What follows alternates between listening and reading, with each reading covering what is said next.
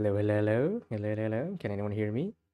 All right, all right. Hello, Mysterio. Yo, yo, yo.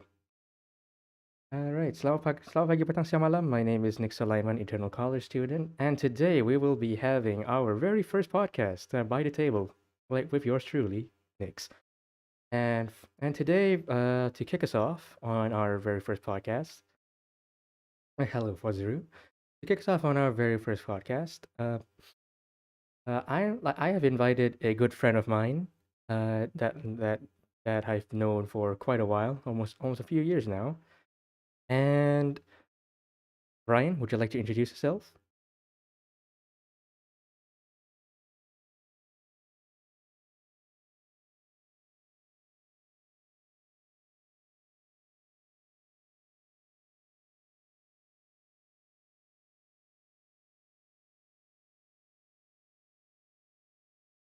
Yeah, yeah, D&D, right. Yeah, Ryan, yeah, Ryan, who some people may or may not know, like know better off as 336. Like if you happen to come across like some of the other stuff he's done over the years. Um, that like he's a great guy, great DM. Like I myself play D&D quite a bit. However, I am nothing but a mere child in comparison to this man who wears glasses. No, grasses, sorry. Yes. Yep, nothing's wrong when you put your glasses on.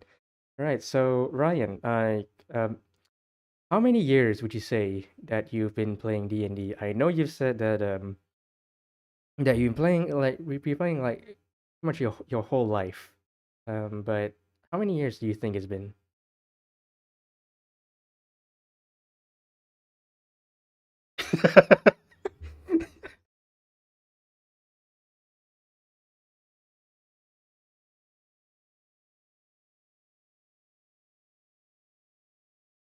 Wait, hang Yeah. on. Oh, right. Okay. Oh, you experienced technical difficulties?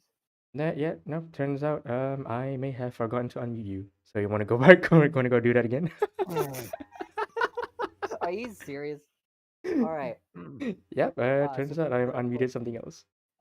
we All talking, right. we All talking right. just that question or Uh, the entire the thing? the entire thing. So how about you introduce yourself again?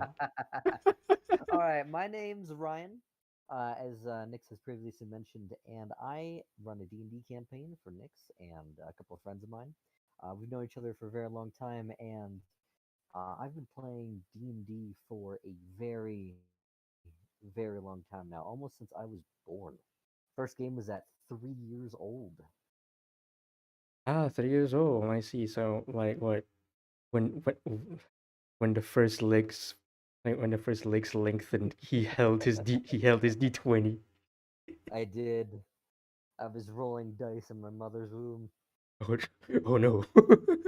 Now, that led to some serious health complications. I don't recommend it. Yeah, I would imagine tossing some pretty neat like multi-sided die inside a person's body would do that. Anyways, Ryan, so 17 years you say? 17 years, 17 years of just straight up give or D&D, take half. give or take. Yeah. Right, Well, give or take. technically it wasn't all D&D. Uh, it was also a few other RPGs and stuff like that, but it's been predominantly D&D. Predominantly. Predominantly. Alright, alright, alright. Predominantly D&D. Right, so like now we all know that the most recent version of D&D is 5e. However, 17 years. Have you had the chance to play 4e then? Oh my gosh, you have no idea. In fact, maybe you did. I maybe told you at one point, but I played fourth edition for 6.5 years at one point. Oh my It god. was a 6.5 year game. Like the entire campaign was 6.5 years. It was insane. Wait, I hold up. don't recommend. I don't recommend doing it, but it was fun. If you're gonna start Wait. D&D 5e, please 5e, not 4, 5. Wait, hold up. You mean to tell me, like, okay, good. Like, dude, I know that D&D is a very long game, Mhm. but 6.5 year campaign. You serious? Yeah, in 4th edition. In fourth edition? Wow. Like, okay, damn. Like, it must have been quite the experience. Like, because I've heard how 4E may or may not be the least optimal way to play D&D, at least before uh at least before 5e came around. So how was that? 6.5 years of that. Well, to comment on the age-old 5e versus 4e thing, basically 4e is for the people who want to sit down and munchkin their character and get a whole bunch of really complicated abilities branching out from it and create something really unique. 5e is for more of the casual player because my goodness. But as far as the 4e campaign went, it went very well. Rarely had too many complaints. There were points, of course, where combat slowed down to a crawl, and we had to like finish that over several sessions. That was pain, but otherwise, it was fantastic, and that's why I kind of look back at it and go, we should have done that in 4th edition or 5th edition, because if we had, the combat would have gone a lot faster, and we would have probably had a lot more fun in combat. But out of combat, D&D is the same regardless. So, Fair enough, fair enough. So would you say that if you played your epic 6.5 year campaign in 5e, would it be a reasonable assumption to assume that it would have been shaved off to I don't know, give or take 2 years, maybe one? And also, hello there, Ikahueki, welcome to stream. you are you are completely correct. Like that's not even a bad estimation either. Not even. Oh my god, combat took Yeah, that long, huh? combat. The final fight took 1.5 months. And by the way, Wow. we met weekly. By the way, so it was one day out of a week. We did about 4 to 5 hours, and then went. For all of you watching who don't know what D and D is, this is not a normal D&D experience, so don't worry. Yeah, yeah, like what he said. Unless if you're a masochist and you like this sort of thing, play 5e and combat would at most take up a few hours. I should know because I am currently in a D&D campaign, which by the way Ryan is the DM for I I think am. about a year now. This current campaign. Actually, a year and a month. A year and a month, yes, a year and a month, and I can tell you straight up that combat, as sluggish as it may seem, usually doesn't take up too much of your time. Mm. And besides, the bulk It's of usually the role play. Yeah, sorry. indeed, and the bulk of fun that comes from D&D. You can have a lot of fun in combat, but the bulk of fun actually comes from the role play. Speaking of which, though, we should probably explain exactly what D&D is. All right, so D&D was first created by a guy named Gary Gygax. Yeah, Right, he no. one day he's just like, it'd be really cool if I could play a dwarf who just took an axe to this weird ten-eyed floating ball. It'd be Yeah, great. yeah, but in No, all, we're not gonna go that in no, depth. no, no, no, no, no, no, no. This is called like I know it's a D&D podcast, but I don't, but we're not gonna do a history lesson just yet. That being said, here's the history lesson. That being said, to those of you that don't know what a D&D is, and you might be wondering what, Nyx, right, Nyx, my man, what the hell are you talking about? What you keep spewing these words around? What do they mean? Uh, Basically, D&D, also known as Dungeons and Dragons, is a very popular tabletop game, which has been going on for quite a while now. Like I know, like you can usually play. by the books, i.e., there are modules that you can buy slash pirate off the internet if my if you want this sort of thing, or you can pretty much make up your own story and campaign. And usually everything is dictated by a 20-sided dice. Everything else is combat related mostly. Well, everything is combat related, and sometimes not.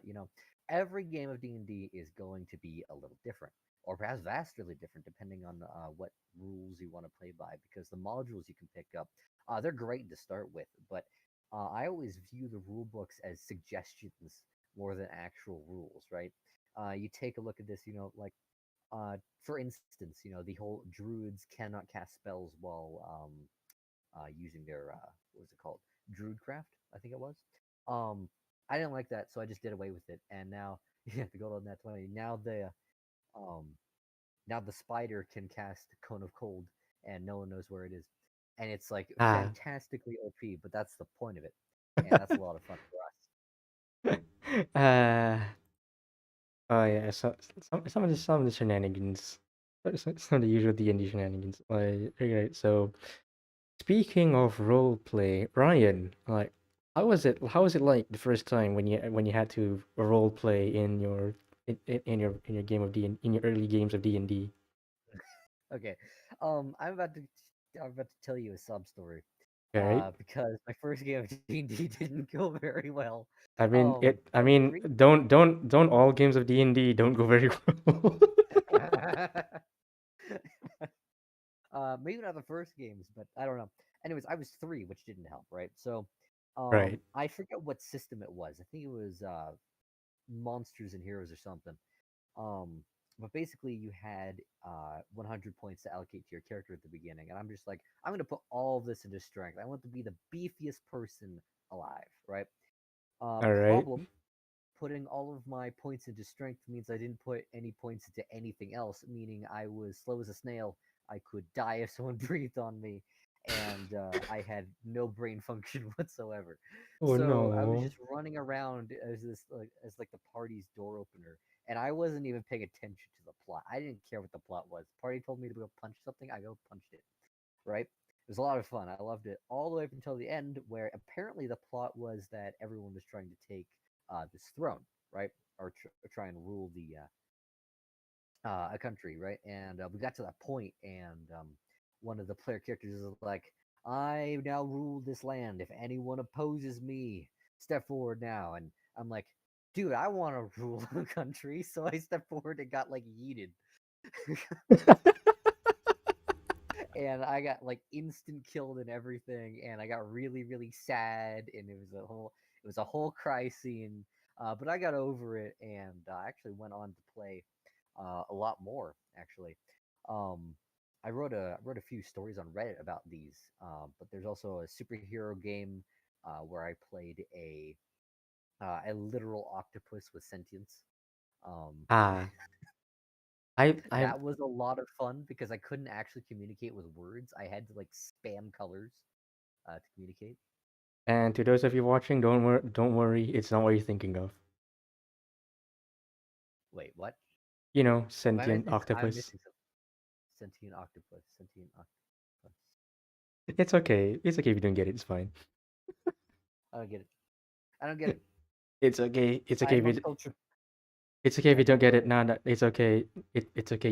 It just means that you're too pure for this sinful earth. Oh, okay. Oh, Uh, wait a minute. How could you? How could you? I'm in the middle of a story. How could you? All right, go on. Sorry, continue. Oh my god. There was also another superhero game where I was basically like everyone else is like, I'm gonna make these like, pure intrigue characters with like, this disabilities and all of that, weaknesses, and I'm like, I'm Superman now. So I was like the only useful combat character in the entire party. Unfortunately, because everyone was playing with big brains and I had a small brain, I got screwed over constantly. I mean, yeah, that's usually how it is when you're 3 years It is old. indeed, indeed. Um, Ah, But yeah, that's my earlier experiences with D&D. Later, I went on to officially like 5e actually came out. So I'm like, hey, let's me and my family are like, hey, let's go play 5e. So we did actually, and that was a lot of fun too.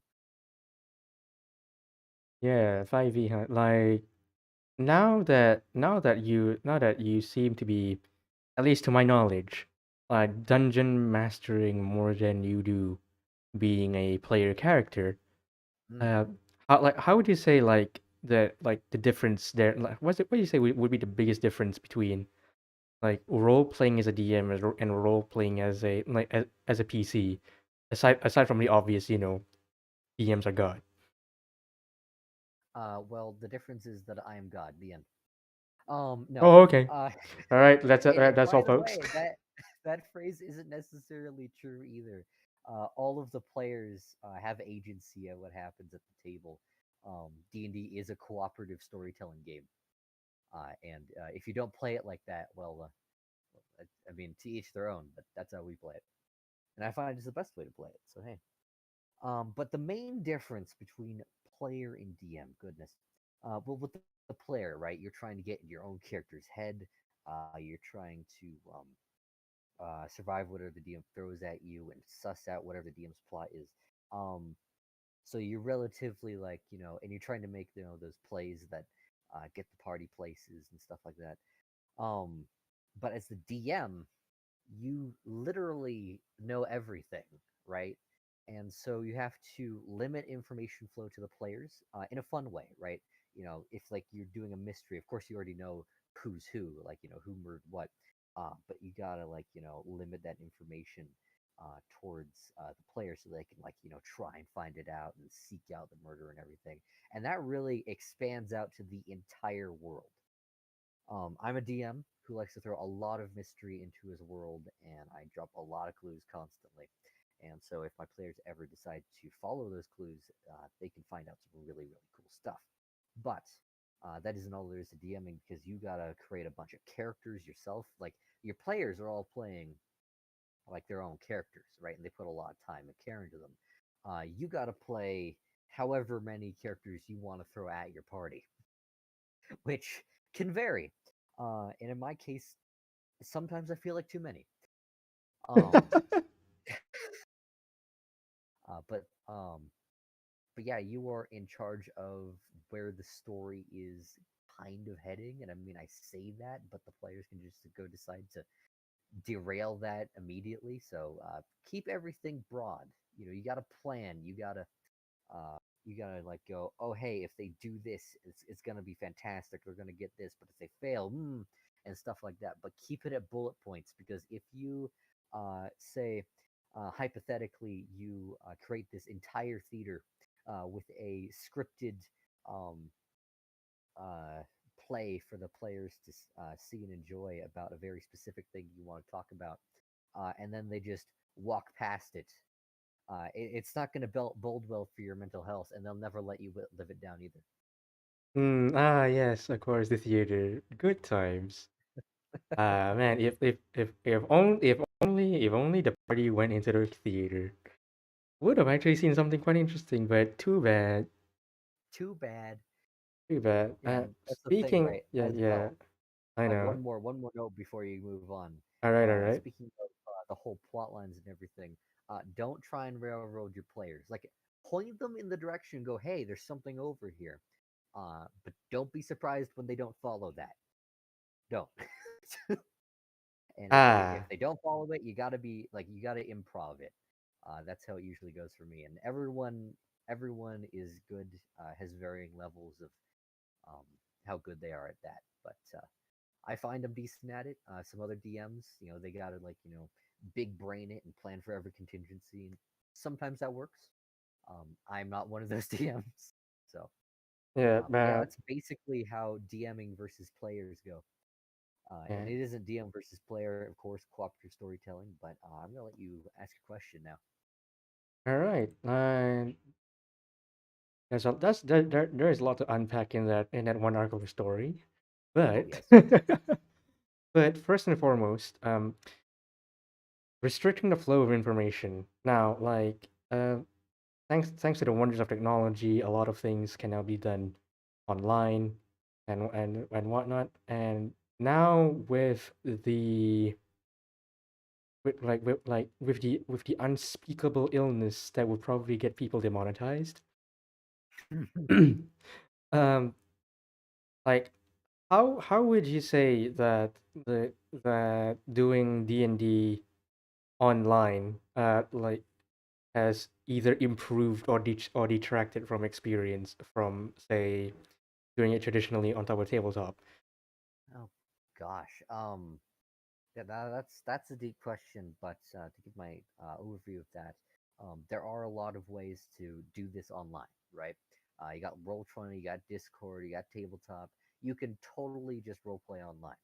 Um, but it kind of does, like me personally at least, I do kind of prefer uh, when I'm a player, at least if I'm a DM, yeah, like face to face, I'm gonna just freeze up. But if I'm a player, I love being face to face because I can see all the other players and we can do like hand motions and everything. It's there is a lot of emotion in a character that sometimes cannot be conveyed due to the limitations of our technology. You can do video calls and everything, but those again are a limited window. So you can, and sometimes they're like 380p, and it's just terrible. Um, but and so you can't get the like the facial expressions and everything. But doing it online is also very interesting too because you have access to the entire internet at your fingertips. And not to say that you don't when you're doing it online. You can like pull up an iPad or whatever, your computer or whatnot, your phone, and get all these resources too. But you can be just multitasking up the wazoo.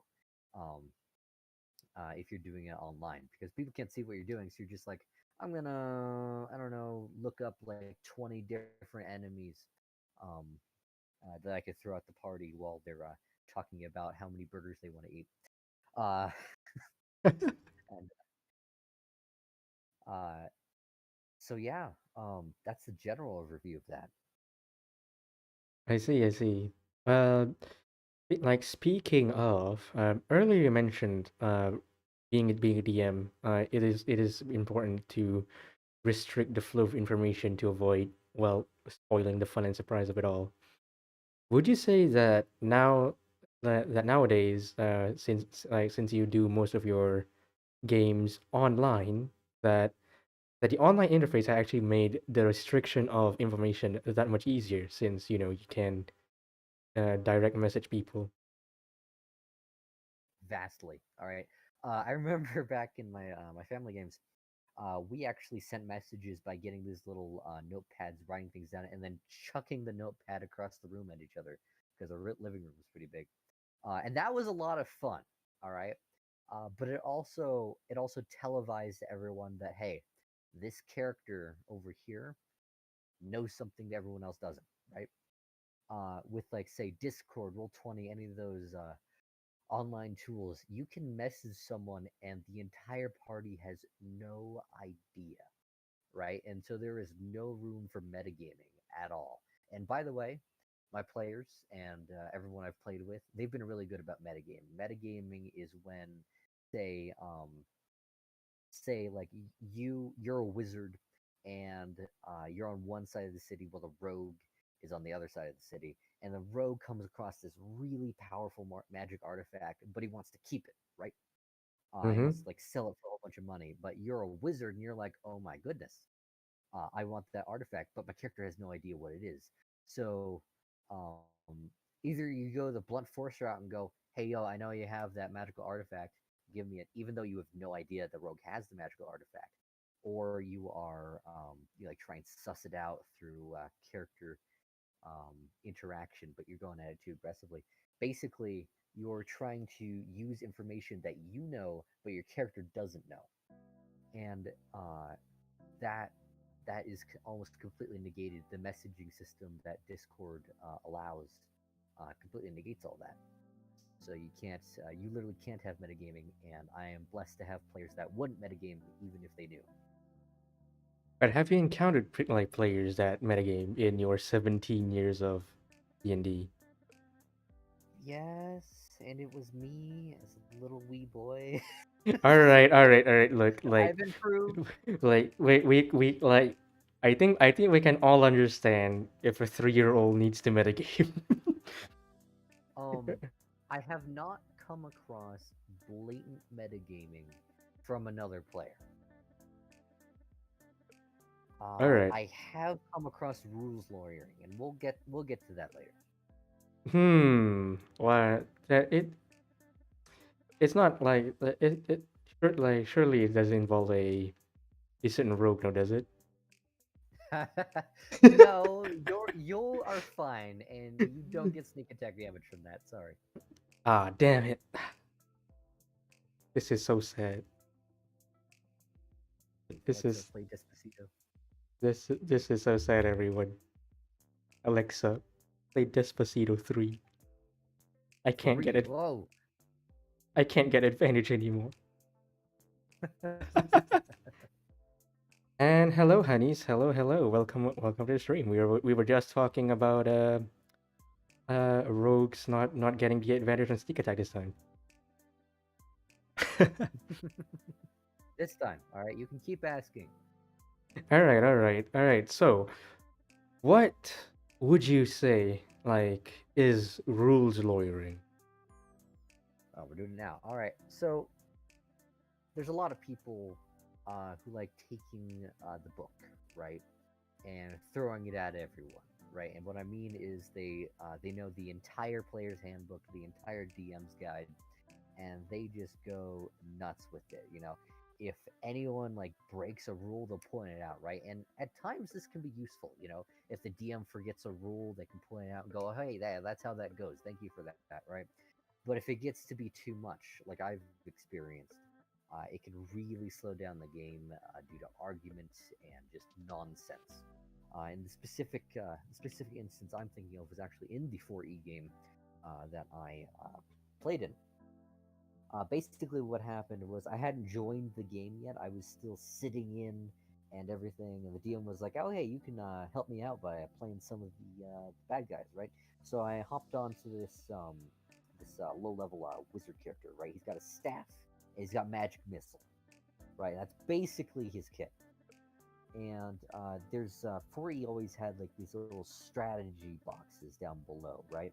So on like a dragon, it like lists like several things. If the player characters do this, the dragon will do that. With this little guy, with this little wizard, it was um, this guy prefers magic missile above all else, right? So Mhm. I'm just playing him. I'm magic missiling the players and everything. We're having a blast. And then the enemy wizard gets trapped in a corner, right? And so Yeah. he takes out his staff. I have him take out his staff and try and whack because he doesn't have room to magic missile. And I'm going to call him Bob for the sake of this podcast. But Bob, who's the rules lawyer in this situation, goes, no, no, no, wait. Under here, it says that he, you know, values magic missile above all else, right? I'm like, well, he's trapped in a corner. Let's whack because he's not going to be able to actually magic missile very well. And then Bob's like, no, no, no, no, no, you can't do that. That's against strategy. Right? I'm like, so we went back and forth with that for a very long time, and it was very ridiculous, and it was very exasperating. But eventually, the Uh, DM had to break it up and go, "Look, this is how it is," and then we kept continued. But I've that's an example of rules already. You got to yeah. those people believe you absolutely have to stick to the book. Um, Damn. and I said useful in moderation, but if you're going completely lawful here, it's gonna hamper the game. I see. I see. I see. Well, at least it's good to know that if any of you are looking to play uh any classes that will require rather specific situations for your abilities to work, um, pestering your DM once every few turns is not rules lawyering. No, it is not. As annoying as it is, Yes, yes, indeed. Why can't you just not that? No, I'm kidding. I I mean, look, I don't hate the player, hate the game, right? It's not my fault that that the game specifically says you like sneak attack works this way. Sneak attack is so just unbelievably weird in 5e, but it's so much fun too. That's the It point of is. it all, right? That's the point of D&D. Have fun. If you're not having fun, something's wonky. Something's wonky. Right, right, right. Something do indeed be wonky if you're not having fun in D&D. Hmm. By the by, like, like, considering you've been playing D&D for 17 years, how long would you say you've been a dungeon master for? Uh, your game is the first game of DM, so Oh, year wait, number one. really? Yeah. Oh, damn. All right, cool. And this is actually pretty interesting because, like, here I thought that you've been doing this for a while, like dungeon mastering. But Mm.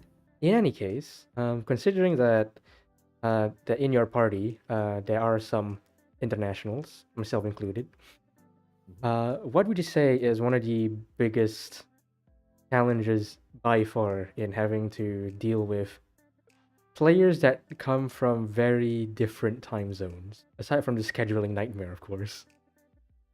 All right. Well, to address the scheduling nightmare for a bit, the biggest enemy in D&D is not beholders, it's not dragons, it's not illithids. It's scheduling. It's scheduling. And you can't roll to kill it. It sucks.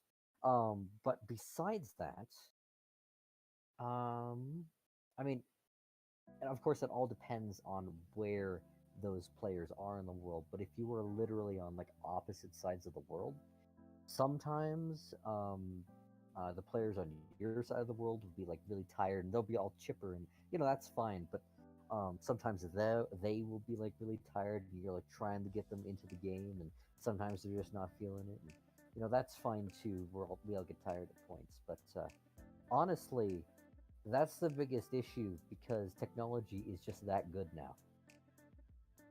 Now, if you were trying to meet in person, it would be plane tickets. I don't mind the plane ticket route as long as it's sponsoring. I gotta pay for it, huh? I mean, I'm pretty sure the spirit of Matt Mercer gives you money for every BBEG that dies prematurely. How many BBEGs have you guys killed prematurely? Let's say there's at least one. There's that green dragon. Um, yeah, I have to search back through my mind to find them, but it's been a few.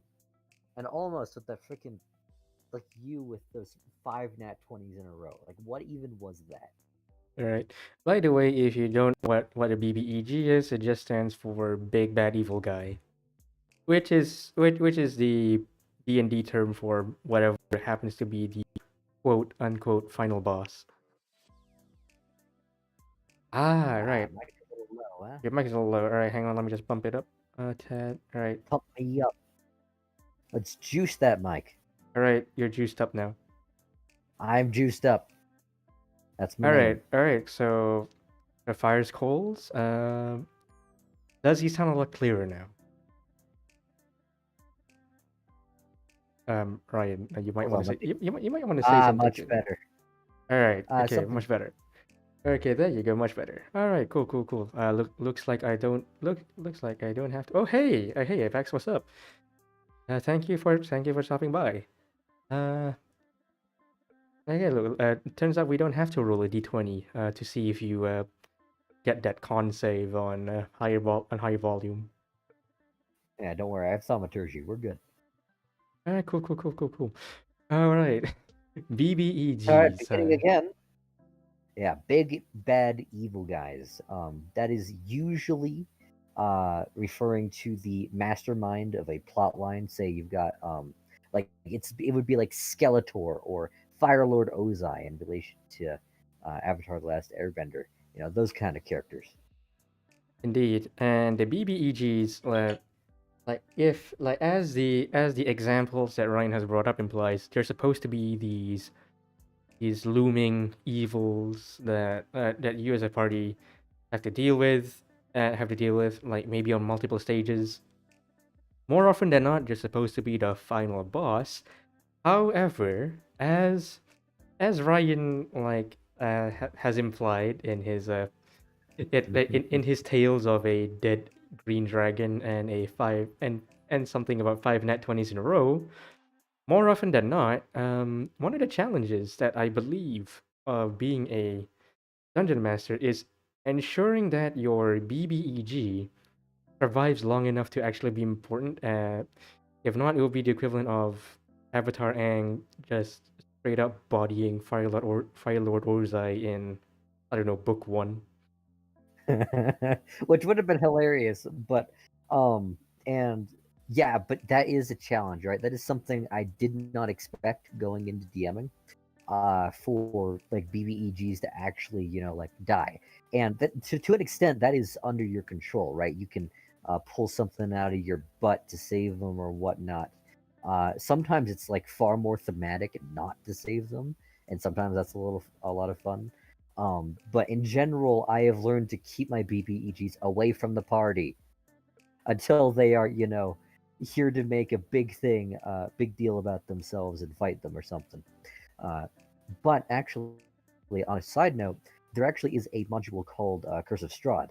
And there's a vampire called Strahd in there who is the BBEG, and he goes and taunts the party constantly. All right, but he can afford to do that. There are rules in place where he basically can't die until the final fight. If you don't set those rules in place, prepare for derailment. Either prepare for derailment or the very very rare case of someone in your party who is pretty much the DPS the DPS player who gets five net 20s in a row. It's And it's a it's an absolutely beautiful display of damage. But as a DM, you're just panicking. yeah, I can imagine like having the I can imagine like you put in like a lot of time and effort into planning out this really cool villain that you want to be that you want to be part of your campaign for quite a while, make him a big deal, and and maybe have this epic confrontation later down the line, and only to see only to see this one sneaky boy straight up straight up shave off, I don't know, three-quarters of his health in like five It turns. wasn't 3/4, but it was an awful lot. And that guy was like CR 15, right? That one guy, and you guys were like level 3. All right, So that was you ridiculous. want to explain how CR works to the people watching? All right, so CR, broad sense, like in theory, CR is the representation of like it's CR 5 or CR 10, and that number represents how high a level you have to be to face whatever this monster is, right? In practice, it's absolute bullshit because beholders might as well be level infinity due to their massively big brains. That is simply one example of it. uh, And as demonstrated by my party time and time again, it doesn't matter how invincible you think one thing is, sometimes they might just body it. hey, who knows? Maybe you might want to consider a beholder or two, just just to I've just to put the party considered in it. I've place. considered it. Don't tempt me now. Yes, Fire Skulls. You actually wouldn't want the party to get steamrolled too early, but Hmm. but Well, there is a big but over there. there is a big but over here.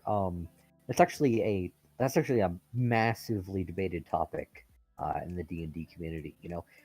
If a TPK total party kill is going to happen, when should it happen, right? Should you have it happen really early so that people aren't too attached to their characters yet and don't have too tough a time going on to new ones, or do you want it like in the middle of the game. So you get your tragic character death, and then you can pop in with a new one and get attached to them.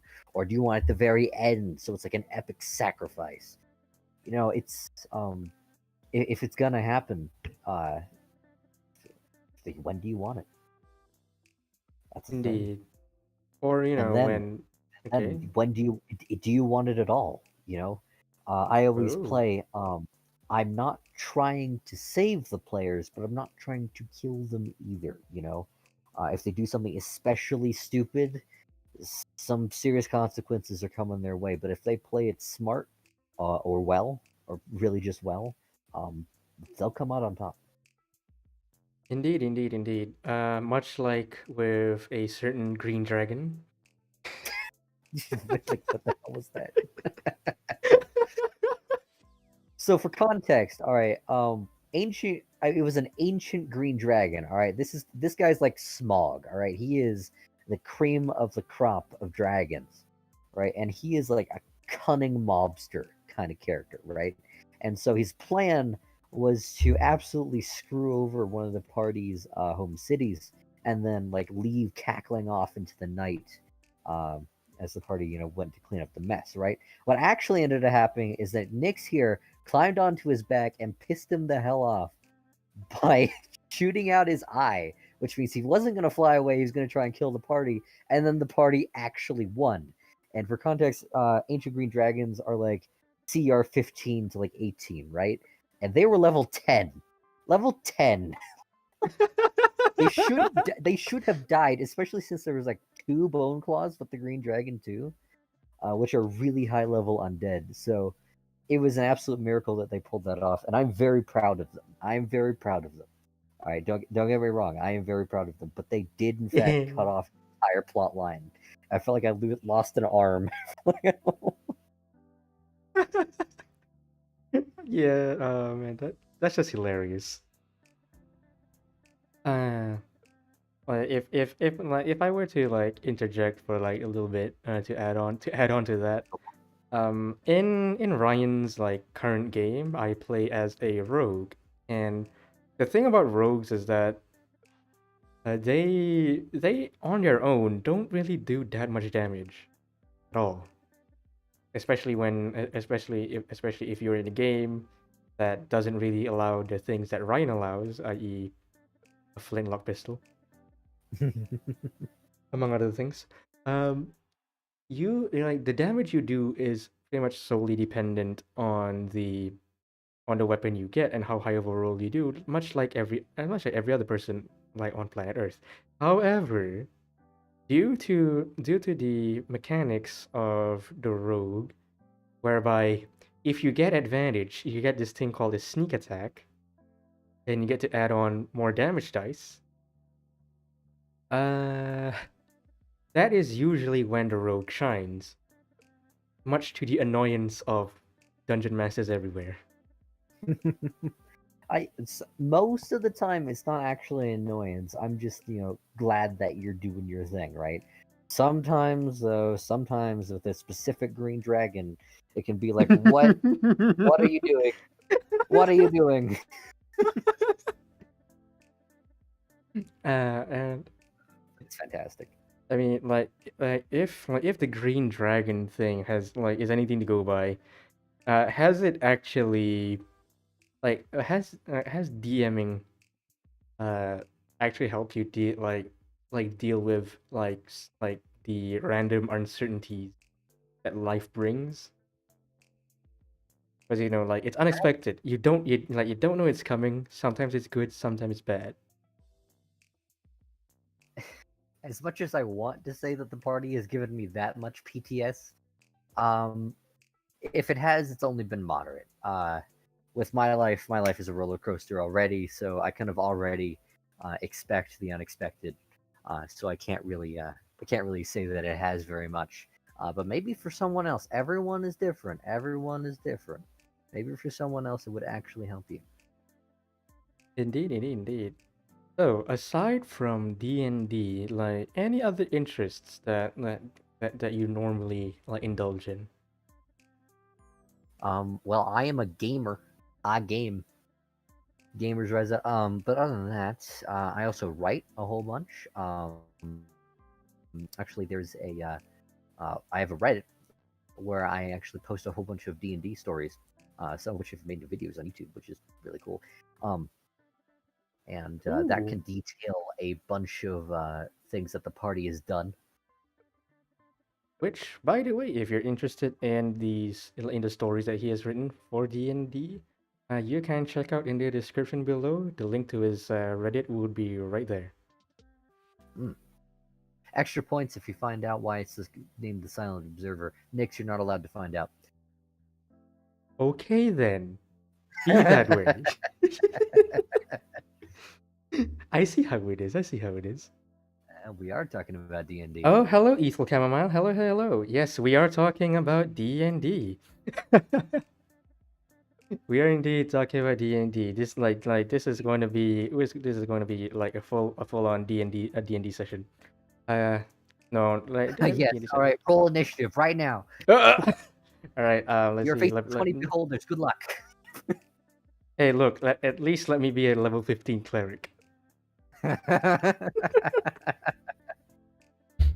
Gosh, I love clerics. They're I broken, but I love them.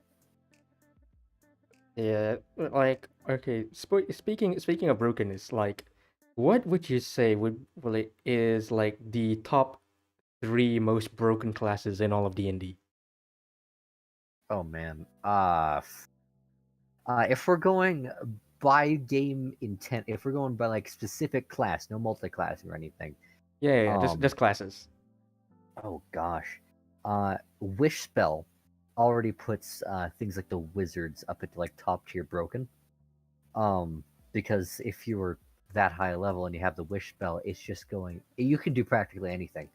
But if we're going by stats specifically, I'm going to have to say cleric is up there. Paladin is exceptionally broken at low levels. Uh, Ah, yes, rogue at high paladin. level is hilarious. But if you want some of the most broken, most OP stuff imaginable, you take rogue and paladin and fighter and just ram it together. And maybe Rogue, throw in a paladin, little fighter. ranger too, maybe some barbarian. It can go as crazy as you want it to be. Indeed. You mentioned something about multi-classing.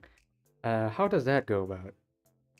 All right. Well, actually, that's an interesting subject because basically, when you start out, you have a class, right? You've got warlocks, wizards, sorcerers, bards, who are all the spellcasting classes. You got fighters. You got rangers that are yeah, practically multi-class. That are pretty bad in 5e, but they're a lot of fun to play at least. You got monks. There's a whole bunch of classes, right? And what happens in multiclassing is that you start out with one class, but when you level up, you decide, hey, I'm going to take another class, right? And depending on how you want to flavor that, maybe your character was a fighter, but saw the value in more dexterous fighting and decided, hey, I want to go train up at a monk's monastery to get some extra skills, or maybe they decided to get picked up as an apprentice by a wizard or something and learn some cool magic. That can happen in game as well. Or you can just be like how my family played and just go, you are now also a wizard. Congratulations. You are now It doesn't also a matter. wizard. Okay. Every you're a wizard, Harry. Um, You're a wizard. every D&D game's a little different. Yeah. Speaking of how like every D&D game is a little different, what would you say is your preferred mode of leveling up characters? Because I know some people prefer EXP, some people prefer the checkpoint system. I prefer milestone The leveling. And for milestone, those of right? you who don't know, milestone leveling is whenever the party overcomes something especially difficult or makes some sort of advancement. They can also train up for it if they want. That doesn't usually happen though, not in my game. I prefer it because the XP system is a lot of numbers, right? Every monster has like an assigned XP that drops that the players get every time they kill it, and I just cannot be bothered to do all those XP numbers. But for the DMs who love doing all the number stuff, XP is great, because you get to like design your encounters with like a specific amount of XP in mind, and it's that can be really fun. That can be really fun.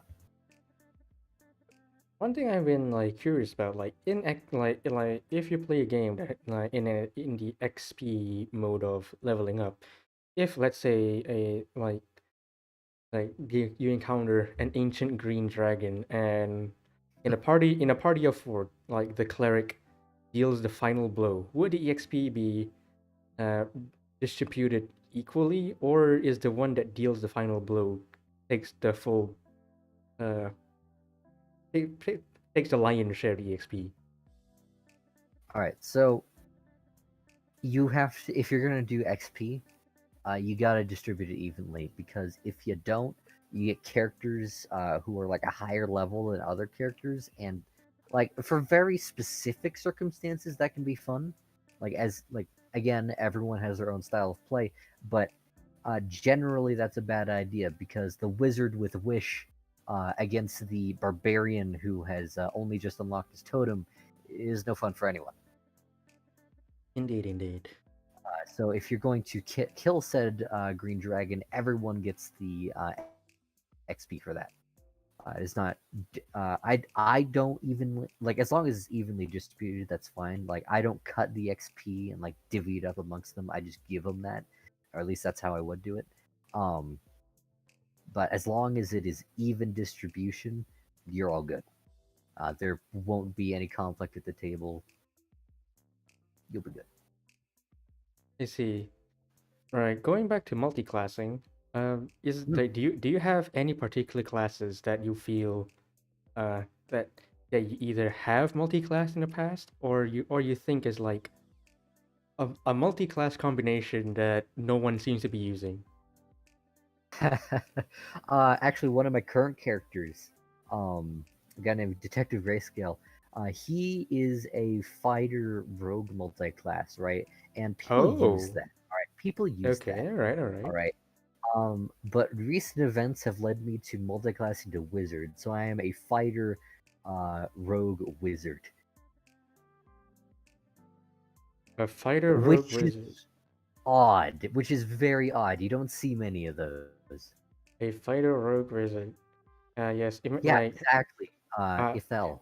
That damn. is a very good point. The support is never gonna get any XP. It's gonna suck. That is very true. Yes, like which unfortunately, most, yeah, I believe like at least at least some of the RPG games I played, uh, or RPG games I played, usually they don't distribute Yeah. EXP evenly, which is weird. Well, sometimes that's due to like say like Fallout. You have companions and they get like leveling up XP sometimes, but it's not like even to yours. Or maybe they kill something and you get half that XP, which I don't necessarily agree with. But um, yeah, with a lot of those, they don't distribute it evenly, and that can lead to some really detrimental things. Sometimes it's part of the fun. You got to like fight upstream, but for D&D, definitely for D&D, don't do that.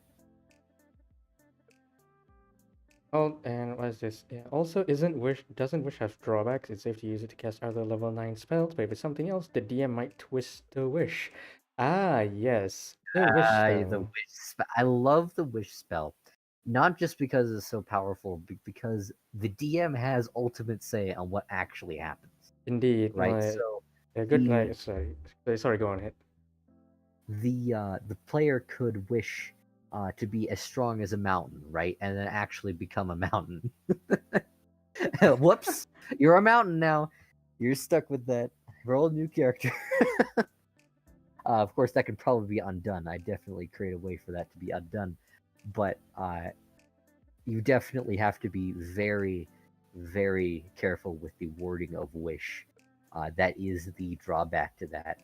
And I usually have it so you can only say one or two sentences in wish. You can't write like a Ooh. 20 paragraph rules lawyer thing with it. That way, it's always up to interpretation and it's always a risk. Indeed, yes. That guy who wished he was as strong as a mountain is now a mountain. I mean, Mm. look at it this way. Not even Tiamat would easily break down. I don't know, Mount Everest. And It yes, would you take got some effort. It would. She it could would. do it, but it would take some effort. Yep, and at least before I don't know, a adventuring group of five clerics called the Amen stroll up to Tiamat's door. Ethel, you're completely correct on that, and so are you, Mr. Coles. Uh, the idea is to always progress the story, whether that is in a negative way or positive way for the player characters, is completely up to everyone at the table. But story progression, again, as I said, D&D is all about cooperative storytelling, and progressing the story is the main goal, and then having fun Yep, doing indeed it. is it. Like I've talked to a few dungeon master friends of mine, and yeah, like they pretty much come to the same consensus. Like the wish spell is great. But it's also fun for the dungeon master because they get to set the rules on how to monkey paw it. I remember. Which, by the way, any of you who are proficient in English or English majors, think of having a wish spell as a nice little challenge to see how far you can go in screwing over your local DM in your next game of D&D. Uh, but be careful not to get screwed over yourself. True, true, true. Double-edged sword, love them. Love those double double-edged. double-edged swords, indeed, indeed. Ah man. Aside aside from wizard, who obviously has the has the wish spell, what are other ways that say if a PC wants to wish for something with the wish spell? There are actually several ways, right? You can, well, there are literally genies you can go and get 3 wishes from. Not saying they're going to, basically, the genie plays the role of the DM in that point. They will try and screw you over. And then devils, right? You can get it from them, win a favor from that. And if you get a wish spell from them, they will try and screw you over. Remember, they are evil. Um, so that's a fair warning to everyone else there. But yeah, there are several ways for you, for lower player characters to get access to the wish spell. You can get the deck of many things in your game, which is a whole Ah, conversation in of itself. yes, the But if you deck. draw the stars, yes. The deck of many things. Yeah, like you said, the deck is one way to get a wish spell. You just have to be really lucky and get the star card on the on your first try, preferably. And then never touch it again. Indeed. Uh, the deck of many Something things. you guys did. The deck of many things, indeed, like Ryan mentioned, can be a conversation in and of itself. You can literally spend hours just talking about the deck of many things. But essentially, you can think of it as like one of those gacha games that people nowadays like to play. You know, like Fate Grand Order or whatnot, where instead of the game screwing you over by not giving you the thing you want, not only do you not get the thing you want, you you the player are also having a very high chance of dying, fighting the avatar of death itself, or have your soul sent away to a far away plane of which you need to use a wish spell just to get to know where your soul is being held in, Mm. among other things, of course. Yeah. And as a brief address to the deck of many things, of course, we could talk about it for ages, and that's not what this is about. But if you're going to have the deck of many things in your game, all you DMs out there, you gotta be prepared for those cards, and you gotta be prepared for your campaign to just go, whoo, because that deck is lethal. Yeah, and if I may add one more thing, you also have to be prepared for for the players in your party to inevitably decide to go on a round of deck of many things roulette. I love it when that happens, but it's such chaos. It is. I know. Like, no matter how experienced the players in your party are, there is going to be someone that just goes, "Hey, let's pull 10, see what happens." Stick around and find uh, out. remember that infamous moment in Critical Role where Grog drew 5 of those cards? It was Oh fantastic. yeah, oh yeah. Uh, either way, we should move on. Yes, indeed. We should indeed move on. We should indeed move on. All right. Um, I actually thought of something pretty interesting, like Ooh. while we were discussing multi-classing earlier. What do you think of a because you know how you put clerics as pretty overpowered? Rogues are also kind of overpowered at high levels. What do you think of a rogue cleric multi-class? Um, Poof, that's not a combination I've thought a lot about. You wouldn't be having to be considering that, would you? But the Mayhaps. mayhaps, the cleric gets a lot of healing powers and everything, and so the rogue is going to have a lot more upfront ability. But basically, multiclassing into a rogue to the point where you get for balance, um, where you get some like upfront frontline fighting capability is a really solid choice. I really do think. Like there are some multi-classing of things where you're going to get screwed over, right? But I don't think that's one of them. I see, I see, I see. And yes, multi-class barbarian and monk for balance. Balance. Yes, of course. Imagine having a raged up barbarian monk. So I'm gonna rage and then I'm gonna move 120 feet. Is that okay? I'm gonna rage, move 120 feet, and depending on what variant of monk I'm using, I'm also going to hit you. No, I'm also going to punch you in the face like I don't know 100 times. Basically, basically becoming Kenshiro from Fist of the North Star. Oh, they're in the air. I'll just run up towards them. Which, by the way, isn't there a skill that you get as a monk if you get high enough level where you essentially do Fist of the North Star stuff where you can just touch people and they die? Yeah, it's I forget what the exact ability is called, but basically they die within a week. My Right? It God, isn't like instant, but it's just like poof, hit you with a palm right in the chest. You're on timer, buddy. it's like you're already dead a week later. It just It explodes. just explodes. Like even like man, Kill Bill would have been such a different movie if after uh like if after the bride does the killing blow, and instead of the main villain just walking 5 steps he dies. He all he has to do is just I don't know lay back in his like rocking chair for like 7 days and die. At that point, he didn't die from anything. He just died from dehydration. Oh, all right. So not stat wise, but RP wise, a monk meditates to control emotion. Also, monk angry. Oh, that sounds like it could be Yeah. a pretty good way if you want to, I don't know, implement the Hulk into your game. Actually, you're not wrong. It also opens up a ton of role playing opportunities. Indeed, it does. Indeed, it does. Which leads me to another topic that I was actually like going to ask you for a while now. Hmm.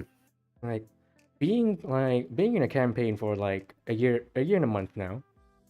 Um, I do notice that you do a little bit of they do mix in elements of homebrew into official modules. Official modules. So like, how do you usually go about the homebrew aspects of it? All right. So, as I said, Said we. Um, I really view the rule books and everything as more suggestions, right? You can do this, or nah, maybe you don't. Maybe you don't want to. But these modules, right? I go through the plot line and I think, hey, because like we're playing in a world that is very much slightly altered to the one that the module's written for. So I'm like, hey, what if I add like these people in somewhere, right? And that can change things or how the story goes. Or sometimes I just improv it. But mostly, with we did Waterdeep Dragon Heist, and I implemented the Cult of Dragons into it because we were going to be doing Rise of Tiamat right after, which is also heavily homebrewed and, to be honest, barely has any Rise of Tiamat in it. But I can tell. don't worry, there's some elements in there. Don't worry, there's some things, but it's mostly me just drawing inspiration from these books and going, oh hey, this would be cool. Let's pull this spin on it. Yeah, I distinctly remember Mad Max racing through the nine hells, and then out of the blue, red line. All right. So the thing about DMing, right? Your imagination's gonna go wild. All right, and at some point you're gonna go, I want this. I really want this. This would be epic.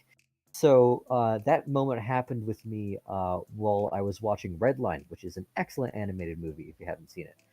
But it's all about these over the top races, and I'm like, let's go to hell and let's race some death machines.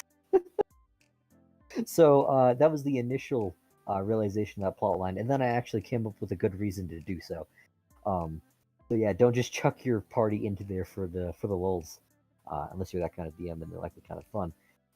But like set up an actual plot line for that, which I did, and it was amazing. You guys knocked that out of the park. Good job.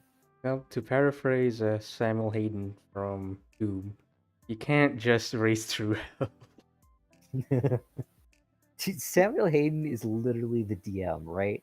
He goes, "You can't just kill a ancient green dragon at level 10." The party's just like, bet.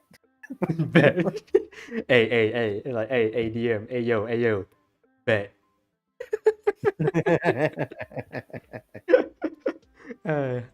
Yes, Ethel. Imagine a paladin rogue. I abide the law, but I abide the law, but the only law I obey is the one brought down by my Lord and Savior. What are these human-made laws anyway? Paladin warlock. I worship the gods, but Asmodeus is a god, right? You can become a paladin of Asmodeus. But that's Uh, more warlock though. I put that more in warlock territory. yeah. So How would you that how could would that like actually, choose. how would that actually go I mean anyway? that those are really interesting things. Like warlock and paladin are really interesting role playing characters because every single one of them is going to be different, right? They're going to have more or less the same abilities, but every one of them is going to be different people. I And know. Like it I can. is. Oh yeah, it's confusing. That must be really confusing. That's It is. interesting character. It is going to be interesting. Like I can just imagine. Um, like one of the ways I would imagine role playing a paladin warlock is if you're a paladin. Let's say you are a paladin, like a level 5 paladin, and you decide to multiclass to warlock. Maybe um like I don't know, like maybe you are approached in a dream by this deity who who pretty much says make a bargain with me, if not I kill your family, or something along those lines.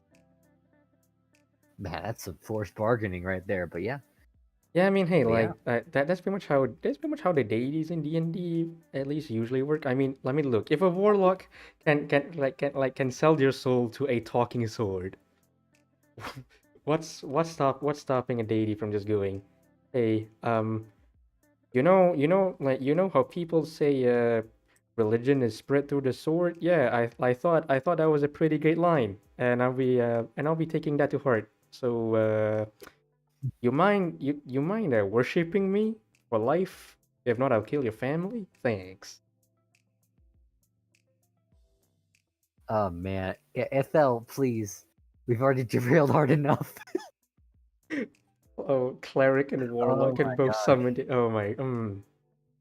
Oh Yeah, no. that's Oh that's no. that's No. just No, that's Ryan, just an Ryan, Ryan, absolute Ryan. minority. Ryan. I just thought of something. I just thought Oh of no. something. Oh no, you No, didn't. you know, no, you know how like you know how Ethel basically said like both can summon their deity, and you can summon both your good and evil. You know one instance that both of us have seen is happening. Mm. Ruby.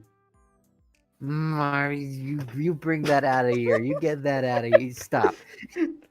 like dude, come on, like we've literally seen in one of the episodes they just like got both the brother gods to get at each other. Like, dude, it's the same Oh thing. my gosh. It's the same thing, and even the classes It kind is. of It make is. sense. Even the classes kind of make sense. Like, a totally not Ozpin is kind of a cleric if you really think about it. Should And I even humor this with a response? I don't know. It's up to you. I don't know. It's up to you, really. It's one of those things that it's one of the things that to me personally makes sense. Probably not for others though. Which Oh no, it makes sense, and that can be a lot of fun.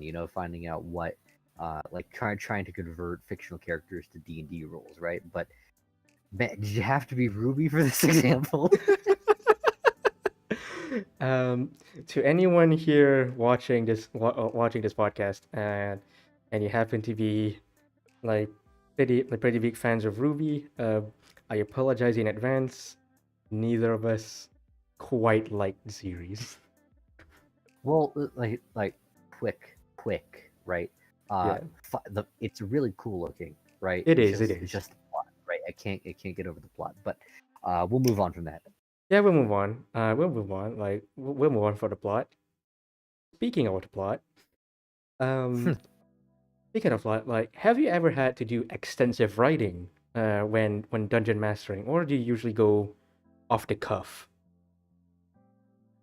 um, I don't know how to answer that in a very concrete way because it's both and neither. Basically what my writing process is that I'm really good at remembering things, so I take virtually no notes, right? But the world that I've built this campaign on has a fuck ton of lore in it.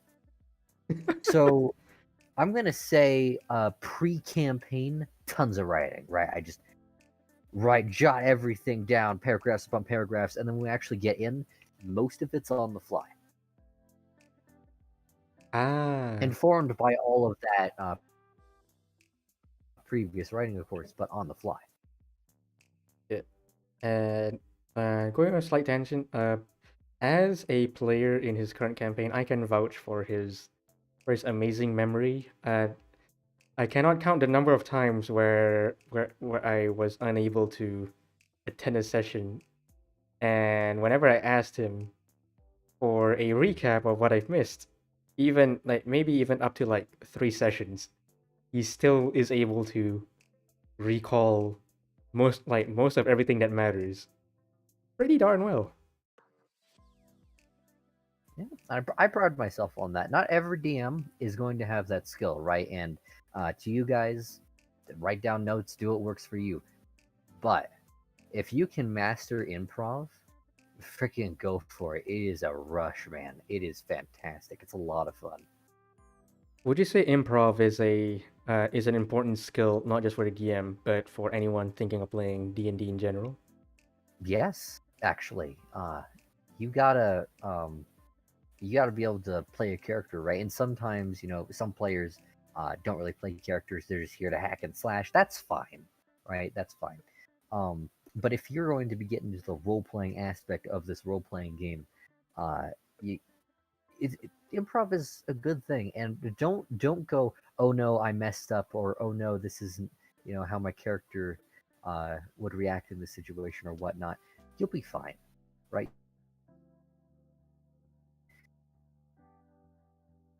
Indeed, indeed. um, Although from the way you worded like your and react answer, accordingly. For instance, if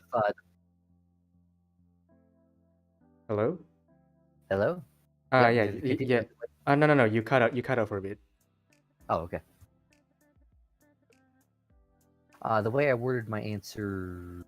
All right, no, the way you worded your answer, im- that implies that you may or may not have encountered people that go strictly off of the D&D alignment chart for their role play. It isn't necessarily alignment chart. It's more of the I want to slash kill murder everything chart. Oh, the murder hobo. All And right. listen. All right, again, everyone has their own way of playing. That's fun, right? If you enjoy going around killing things, more power to you. Um, but it's not my kind of play. And no, we don't use the No, no, no, alignment no, chart. no. We don't use that. Like the alignment, Either you're good or you're evil. That's about as how in depth as it goes. We could like talk about alignment for I fucking know. ever. Uh, In short, the way we use the alignment chart is pretty much the same way how some people consider the Geneva Convention. It's a suggestion. a lot of people in the Forgotten Realms think it's a suggestion too. Um, but what was I thinking about? I don't remember anymore. Oh what were, gosh. what were you thinking? That is indeed a good analogy. Yeah, thanks. Right. I Oh think no, if wait, shoot. we were talking about Yeah, alignment it charts. was. Yeah, we're talking about alignment charts. I was talking about murder hobos actually in Yeah, this murder case. hobos. Well, Yes. he wasn't a full-on murder hobo, all right? He was more of a munchkin, a min-maxer, right? And the fun of the game for him was going around and killing everything. The problem was that he was doing it in fourth edition, uh, Oh which no. which basically meant that he was taking like 20 minutes per turn on his turn, which is brutal, brutal. So there's nothing wrong with going and hacking and slashing and everything. It's just when sometimes it can be taken too far, and you just gotta watch that. I see. Considering that, like, you seem to have highlighted that combat is pretty much the biggest difference between 4E and 5E. It is. And since the campaign that I've played, and indeed most of my D&D experience is 5E, what is it about 4E combat that makes it such a time sink? Okay, so having played a lot of this, um, basically, 4E goes around and gives you a million little things at once, right? Due to this spell, you could get a bonus here, but wait, you've got an ability here that gives you another bonus. Oh, wait, the enemy cast is something that gives you a subtraction. Oh, but your ally has something like an area of effect that gives you a bonus too. And then you've got your little ability cards that you got to do, and that can give you more bonuses or less. And it is a pile of really, really small problems that go up into this massive pile of the just min max monstrosity that is 4E. Um, and that's why I say, if you love hacking and slashing things, you're gonna like 4E, right? Because it is all about getting that cool character with custom abilities that has a lot of potential. But if you like not having 8-hour combats, 5E's your guy. Oh lord, 8-hour combat? Oh no. Yeah, the four E's for wargamers. I already zone out in like 2-hour combat. It usually gets to the point because like previously before, yes, it 8-hour combat because like previously It was like before I played in your campaign, um and that was a I, mid tier I combat too.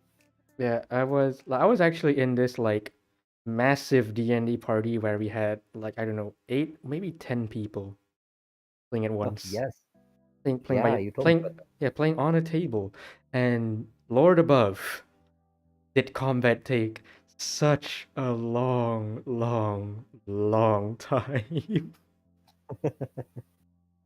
Well, part of it is on the players too, right? You got to be paying attention. You got to be up on the beat. If you're not, of course, it's going to take longer. That's going to take longer with any system. Um, and it can drag on more. The more dice you use, the more enemies you have on the board, the more players you have, etc., etc. Right? There's a lot more things than just 4E that can bog down combat, but the way 4E is built really exasperates those problems. Oh dear, I don't want to start thinking about that. I was already like dead tired just sitting on a table, even with like two convenience store breaks in between for that one 5 hour combat sesh. Oh man. It was brutal. And to Yes. think like the entire session, at least for that day, the entire session for that day, like pretty much lasted from morning all the way until the late night. So it was close. Oh It was the my closest. god. It was the closest thing to like a 12 hour, 12, Oh 12 hour dear session. God. Like, oh man, even our sessions were like 4 to 5 hours, right? I Which know isn't it was. bad. I know it was the closest thing to a 12 hour one. And here's the thing, most of it was taken up by combat. And hello, Slaza. Good afternoon. It's okay if you don't know anything about D&D. Just hearing about it is usually an interesting one, if not from the usual Reddit Reddit story channels. That, by the way, I believe some of your stories have been featured in one of those. Yes, they have. Yeah. One of them was a horror story relating to the 6.5 year D&D campaign, which was an unfortunate conclusion. But it did turn out okay in the end. Everything is fine now, so that's good. All right.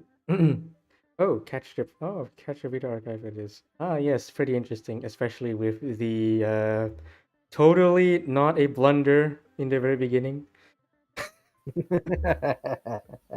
where I definitely remembered to unmute my friend over here for like the first Oh, five I minutes. was talking the entire time. I was like popping off everything. You're muted, Ryan. Oh, Yeah, no, like okay, going back about D&D horror, going back about D&D stories. Ah, yes, will we talk about horror D&D stories since it's Spooktober? Ooh, it's not a bad well, idea. not a bad idea. You know what? Like, after I say my piece, how about you share a nice short one, like for the people A watching. short one. Oh gosh, short. I don't know. Short. I don't know. Make it. You know what? Like up to you. Whatever it is. But anyways, It'll be short. All right, it'll be short, but it was it's more complicated than that. all right. Don't worry. It's like you can think of it as like the blurbs at the back of a book, like try and get readers to, you know, buy their books. Yeah, something like that. Something like that. Something like Something like that. that. Yeah. I love the fake Hydra story. Oh, there you go. All right. So, anyways, like if you're interested in D&D, you can go check out those Reddit like story channels that usually have like a lot of interesting Reddit stories, or head on over to the description down below where you can find Ryan's Reddit link and look and read for yourself what he's written. Or Yeah, and if actually, you're, oh, sorry, if any of you want to DM me any questions or have a conversation, I am all down for that. Just indeed, hit indeed. me up. Indeed. And if, by the way, if any of you are absolutely new to D&D and you're interested in it, like you, Slaza, I would highly recommend Joe Cat's A Crap Guide to D&D. It's so funny too. Yeah, It's great. it's funny, it's short, it's punchy, but most importantly, it actually does a really good job at pretty much like running down the classes of D&D in a short and compact manner. Of course, if you're the kind of guy that likes that's a if you're the kind of person that's a bit more into the numbers and the yes, Joe Cat, that Joe Cat, the guy that does Monster Hunter stuff, Joe Cat. Yes, that Joker. He does a really interesting and excellent series called A Crap Guide to D&D, so you can go check him out later on. Or XP to level 3 if you prefer your D&D funny stuff with a bit more nerdiness to it. Yes, the Yes, guy the like guy with the that. dragon mask Joker. Or the That's how I got or my the first Wiggler mask. PCs in. Yeah, that is indeed how you got your first PC. Yeah. Joker, guy with a Wiggler mask and XP to level 3. Of course, if you want to be extra nerdy about it and learn how to play from scratch, there is a video series. I forgot what it's called, but there's a video series that is animated. That is animated, where it pretty much breaks down everything about D&D from how to play, how it works, combat, right down to the explanation how each and every single dice works. If you like that sort of It's thing, go ahead and check it out. All right, back to it's Ryan. really in depth. Just warning. But yeah. Oh, horror stories. October, let's go. Okay, so the one I'm thinking of actually is more of a comedy story, but it actually happened around this time last year. Oh, Um, at the time, I was actually trying to get a false Hydra into the game. Now, for those of you who don't know what a false Hydra is basically this horrific flesh like plant with like massive necks that reach around and everything, and it is almost completely invisible to everyone because it has like this charm song that it sings. Right, it's like a beautiful song that no one can hear, so it kind of lives in your like peripheral, your subconscious. It could be like right in front of you, and you have no freaking clue, right? And say it like eats someone on the street and you trip over the blood, you're just going to think, oh, I slipped in a puddle and move on. It's that kind of horror, right? You never know uh, who is being eaten or what, and especially who's being eaten, because whoever is eaten disappears from everyone's memory until the false Hydra is killed. Uh, so that can be a thing. So a way to like fight back against it would be like to deafen yourself so you can only see, or to sometimes the DM will allow like cats to be able to see it, so the druid can shapeshift into a cat and go, "Holy fuck, what is that?"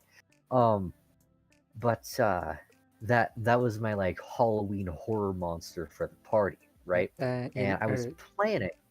The party was underleveled for it at this point, so I was planning to introduce it later, but oh, Mr. Kraus, our resident Druid Garden Gnome, was like, hey, Rose. I'm just gonna transform into a cat and walk into this derelict building, right? It's just, and then he's like, there's a hole down here. He's like, I've leaped into the hole, and I'm like, man, Kraus, you have no regard for your own life. And so By the Kraus way, goes down into if this hole. if any of you are curious as to what a false hydra looks like, I am going to put one up right above Yeah, right Ryan's there. picture here. There we Uh, go. Imagine that, but like with like several dozen more necks, and those necks are like elongated. Is a horrific creature. Ah, but but Kraus is like, oh yeah, I'm just gonna wander down to this tunnel. Ends up in the false Hydra's lair and almost dies. Like, uh, and then yeah, it is. And so what ensued next was a whole boss fight. You know, the false Hydra knew it was found out, and committed to like starting like attacking the city, and like the town watch came in, blockaded an entire area. The party told them what it was, so they knew how to combat it, and everyone went in and tried to kill it, and that was a lot of fun. That was a lot of fun. Yeah, indeed, that was a lot of fun. Although, if this is indeed the encounter I'm thinking of, rest in peace, Am. Rest in peace. And one of the player characters died killing it. It was a robot named Amma, Warforged, is what they call him in D&D, and he he got bodied. Poor boy. So my first character death of being a DM and handling character losses Not easy for both players and DMs. As a DM, you're like, oh my goodness, I'm gonna guide them here, and they're gonna have a lot of fun, and then here I get a lot of fun. Oh, I'm gonna plan like 20 things in advance, and then the character dies. You're like, no. And the part about it was that actually there was a resurrection in order because of the party's heroics, but Am, brilliant role player, Aaron, who role played Am here, was like, Am doesn't want to come back, and it specifically states you don't have to come back if you don't want to. So Am stayed dead, and now lives as a toaster somewhere in the in the base. The toaster. Yeah. Dr. Love Booster. If I remember correctly, I think I think that happened within the first or either the very first session or the first few sessions I joined into your campaign, Ryan. You came in right at the false Hydra fight. You did. Yeah, it was You my very pulled first up session. Ford Mustang and was like, "Hey, yo, what up? Let's go kill him. Let's go kill Hydra." Yeah, that is an interesting story, which would probably take up its own. I guess it could be its own podcast, like Yeah, it could. We could the do tales several other of podcasts like this. the adventuring party that would later become Hydra Force, or It's as I so like to, powerful. I know, or as I like to call it, Aqua Teen Hydra Force. Team Hydra Force. Of which, by the way, if we are calling it Aqua Team Hydra Force, I have dibs on French fry cosplay. French fry cosplay. Oh my gosh, you guys are amazing. You guys are amazing. Yeah, yeah, definitely. But as Nyx is saying, each one of these little things that we're talking about is so expansive that we could fill in hours with this stuff.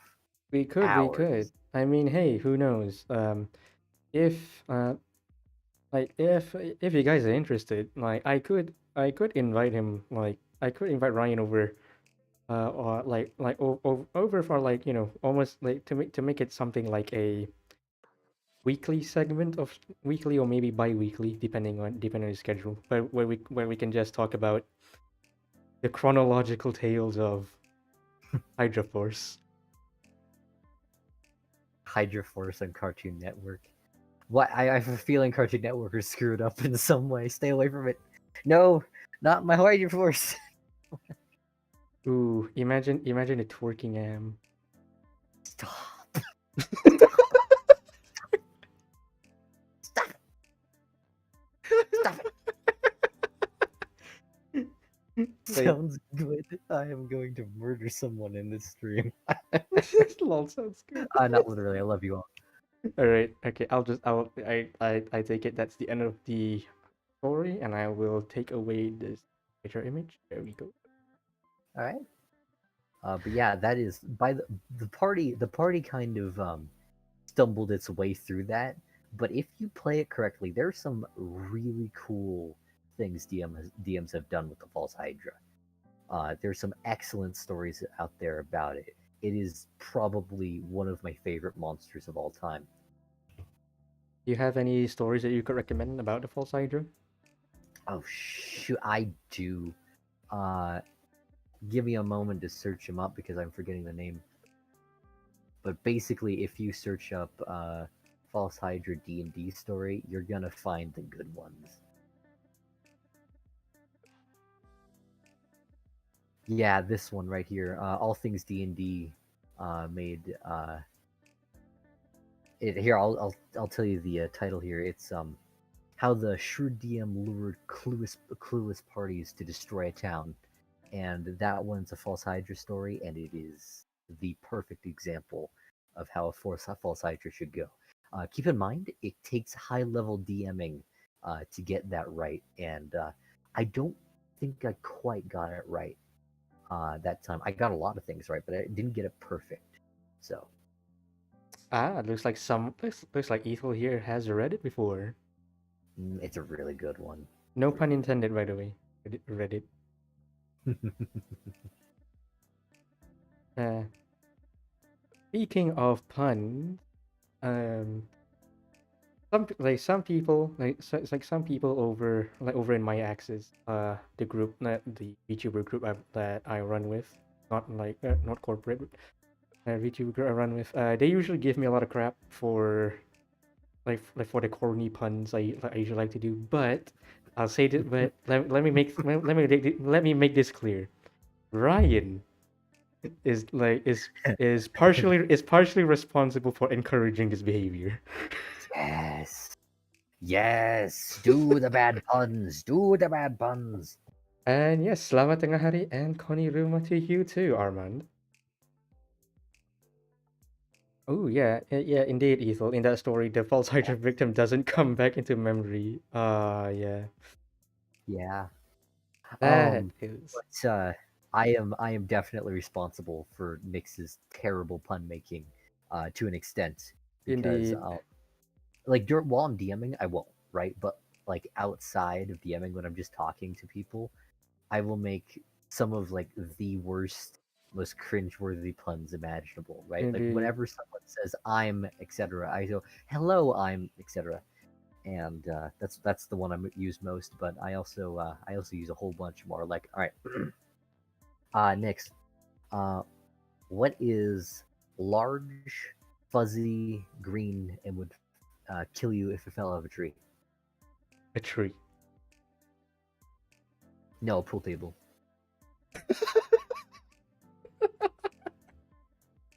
Yeah, jokes like that.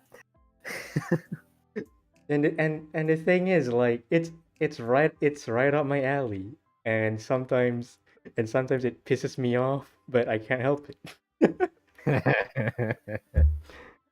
Right. I know like some people that know me usually give me a lot of crap, for going for going like let's say I don't know, let's take someone from the audience for example, like Armand, like coming in like uh I'm back, I'm back, and and usually just go hi back, I'm dad. Yeah, like sometimes multiple people in the party will say that. Like it'll like go, "All right, I'm back," and then everyone will go, "Hi, back," and then just move on. It's like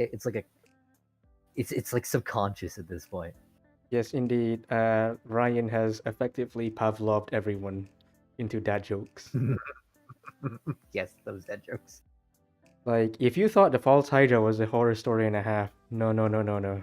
The fact that he has Pavloved everyone into thinking dad jokes are normal is a horror story in and of itself. And every group's gonna have a little thing like that, right? Ours is dad jokes. There's like a lot of inside jokes that develop as the game goes on, and they're a ton of fun. Yes, Ethel. Someone, I'm back. Everyone else, my time has come. Time has come. Exactly. Yes, indeed, my time has indeed come. I wanted to continue to another joke, but I'll probably get demonetized for that. All right. Anyways, I considering that like there are a lot of stories that there are a lot of stories that can be written about D&D.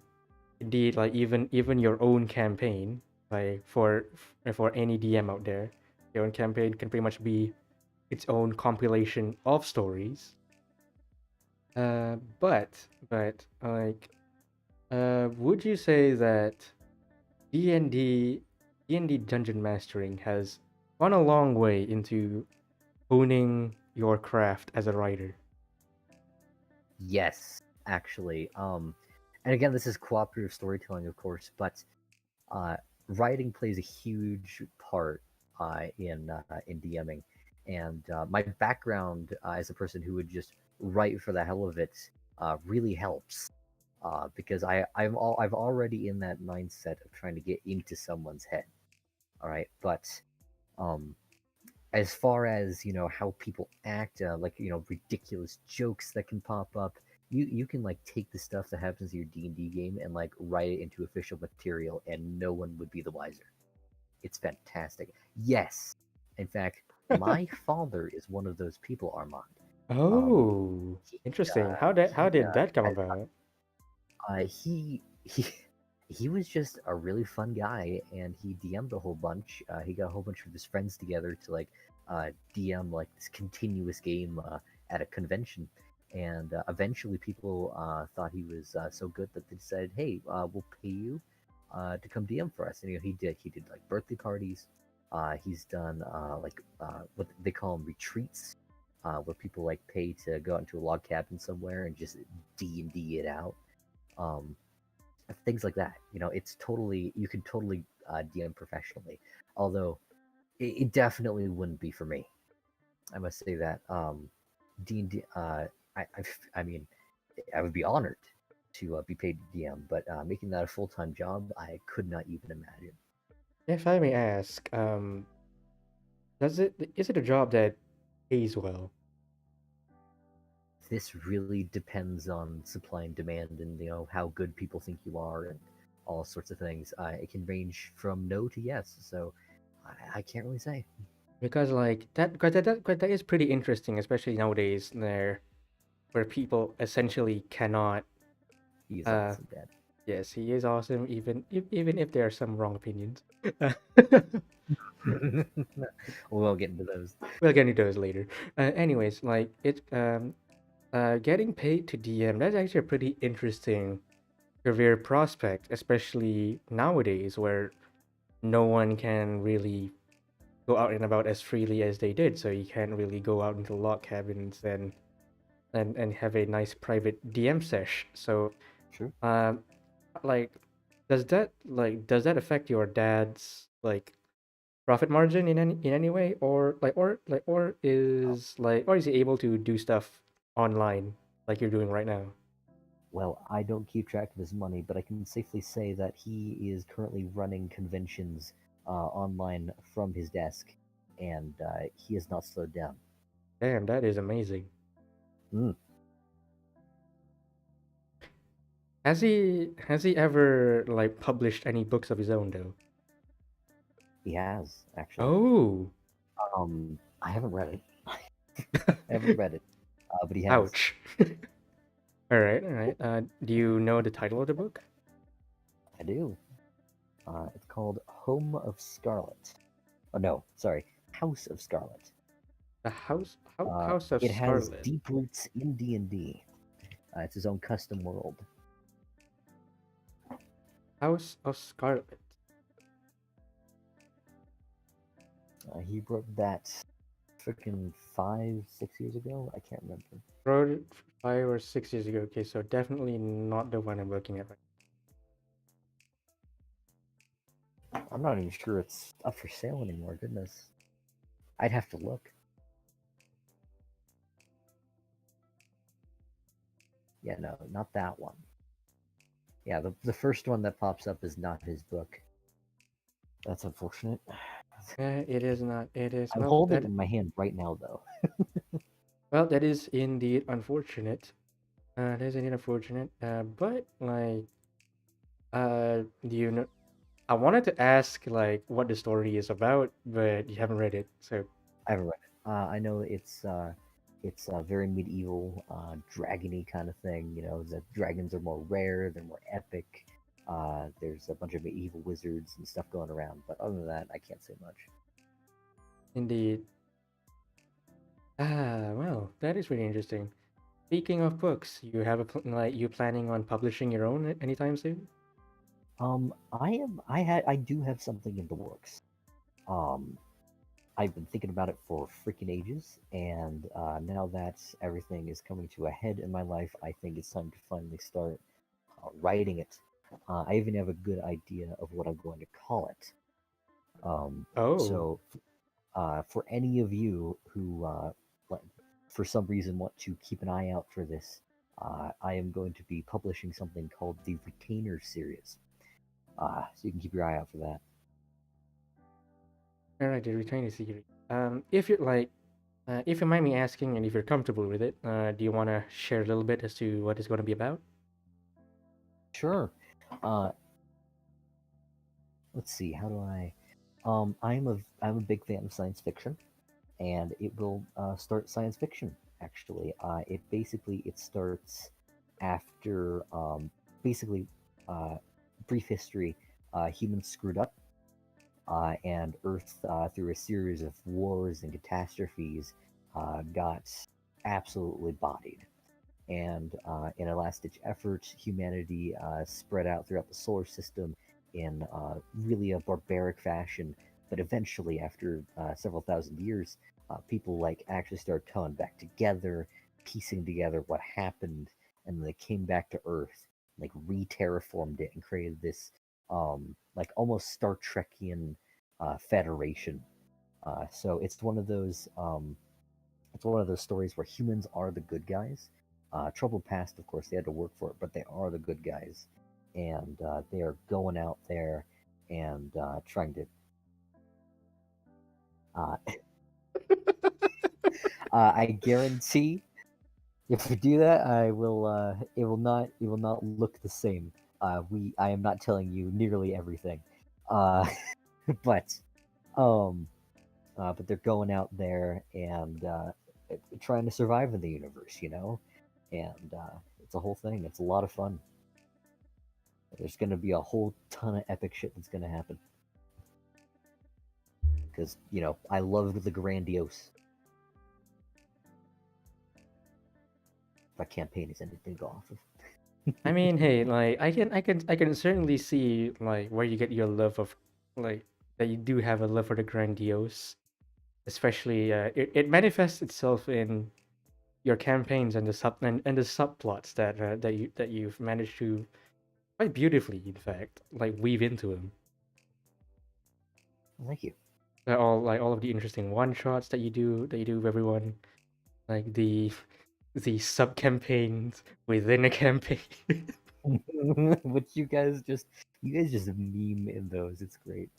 Indeed, yes. Like I think one of the biggest memes, at least within the Hydra Force campaign, is pretty much uh okay guys, for this session we're just gonna have a chill day. Nothing's gonna happen. The All right. party. Oh yeah, great. Let's go visit let's go visit this character's like relative, like who's sick in a hospital.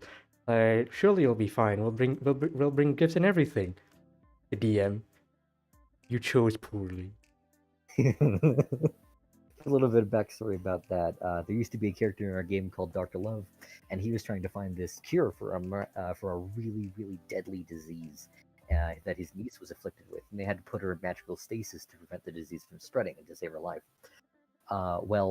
At one session, I'm like, "Hey guys, I'm not really expecting anything this session. Um, let's just uh, let's just have a chill session, you know." And yeah, by the way, this happened before Corona, but uh, and they decided to go visit her in the hospital. And for context, this disease is um, it mirrors The Thing, if you've ever watched that movie. And so apparently, Dr. Love's debt was huge enough that the more corporate doctors in that hospital decided to cut her life support, letting loose a zombie-esque plague upon the hospital, which almost TPK'd the party. Fortunately for Ah, them, Nyx had 5 nat 20s in a row, and they had to sense enough to get out of there before that luck ran out. So they got lucky there. yes. I I'll just point it out there that ever since that point, it has become like a running joke. Like whenever we play D&D, that that if let's say Aaron is one notoriously known for low rolls, I'm usually the one that gets dumb high roll, like No, dummy high like rolls. it's balance. It's There's just balance. I know it's like look, if I were a fate character, that's definitely like my noble phantasm. 5 nat 20s in a row. Five net 20s in a row. I don't know what use is going to be in actual urban combat, but yes, that is indeed my noble phantasm. You literally Unbelievable just take luck. out a d20 and roll top 5 20s. It does nothing because it's just real life. It doesn't. I mean, look, I mean, hey, if Gilgamesh if Gilgamesh can just go noble phantasm high I roll, know. if Gilgamesh can just have his noble phantasm where he chuck swords through portals. What's stopping someone from just rolling a d20 into infinity? Where you know where the main battle, instead of like punching, slashing, hacking people to death, it's just one giant game of D&D. Except you Save you the princess. you're so high. Zelda saves the princess. Yes, Zelda saves herself apparently. Imagine that. Yeah, Hyrule. Yep. I I know, I know, yeah I know. yeah Hey, looks like we have ourselves a yeah. fellow. That's about the kind of jokes Looks like we have ourselves a fellow of the it's Bad about Pun Club. Ah, man.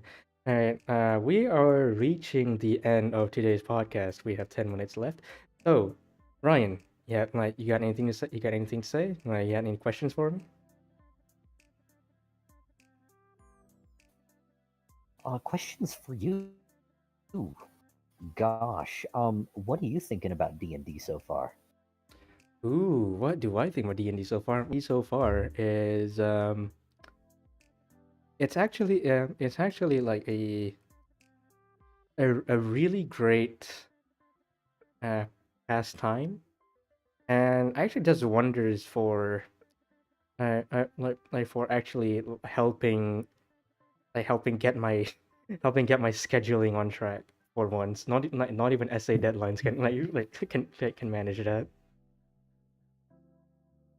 And not even actually Man, yeah, I know. I mean, like, look, when your when your motivator is fun instead of failing your degree,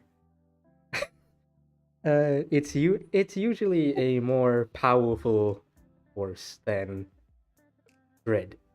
I don't know. Like I guess there's something to be said about how positivity trumps negativity any day. But yeah, the my only regret when it comes to D&D is not being able to play it a lot earlier in my life when I actually had more than enough time in the world to run through several campaigns. I feel that. I feel that. And let's And see, Armand. Okay, sometimes I feel what like I should have what? played things different. Oh, I think this is a question for you, Ryan. Uh, Hmm. Arman asks, "What do you think about the Rune Terror setting for D&D? I've only made a character, but never got a chance to play it in." See, I know a lot of settings for D&D, but unfortunately, I don't know that one. Rune Um, Terror. Runeterra implies some things like a more magical Earth, right? And if we're talking about the Forgotten Realms, I know all about that, and I love the Forgotten Realms. But I've never heard about a setting named Runeterra. I'm sorry. Yeah, that's a shame. So you got anything else, Ryan? Um. Oh gosh. Hmm. Just Hmm. Yeah. I don't really know. I'm not really a questions person. I come with one really good one, and then it's like, no, blanked. Although It's I got can take some audience questions, assuming I know what they're all talking about. right. Actually, yeah, considering the amount of time we have left, let's take it to the floor. Members of the audience, do you have any questions for our wonderful guest for today, who may or may not be a recurring one?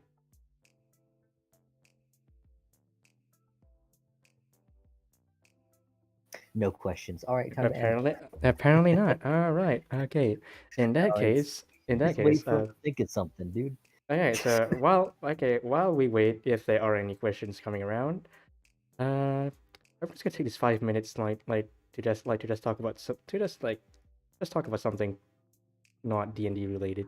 Because why not? Pokemon. Pokemon. I was actually thinking more about Toho Project. Oh well, fair enough. Something that actually was the catalyst into Oh towards gosh, me. it was, wasn't it? Yeah, towards Ryan and I meeting together. I won't say how it was a catalyst, but it was a catalyst. It was the catalyst. It was indeed a catalyst. So, Toho Project, you still have any love for it? I do still like the Toho project. I still haven't really beaten any of the games, but Oh, here we have our it's first question. oh, what character is good for beginners? Ah, Um, that that's a complicated question. Actually, that's a very good question. Um, don't pick the druid class for beginners. Druid is the most complicated class out there, and you will get overwhelmed. But if we're talking like character, like person, that is up to you. You can play whatever person you want, right? And there's a lot of memes going out around out there, like your first character is like, oh yes, I am Paladin McPaladin Pants. I worship my god and enforce the law, right? And then by your fifth character, it's like, I'm a witch on a tricycle. no, I think a more Because accurate you can go description would crazy with it. be. I think a more accurate description would be like like my first character is like is Shadow the Death Hog. Like Death of the no, Death. nothing personnel, kid. I could teleport behind you, uwu nuzzles, and then by the fifth character you just go, I am a sentient floating piece of bread.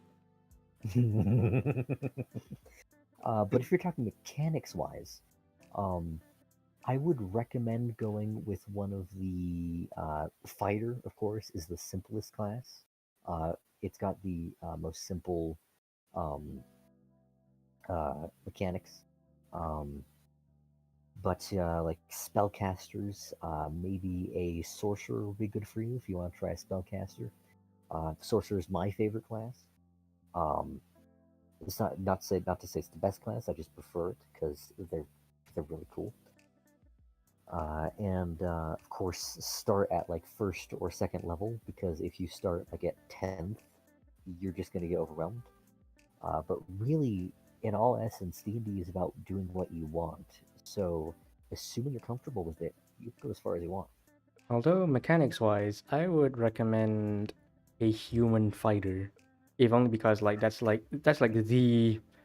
the most basic of basic things you can go for in D&D.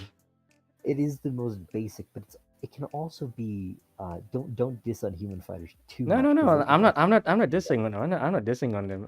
It's like I mean, the question did ask for what is most suitable for beginners, and what is the easiest to understand than a human fighter.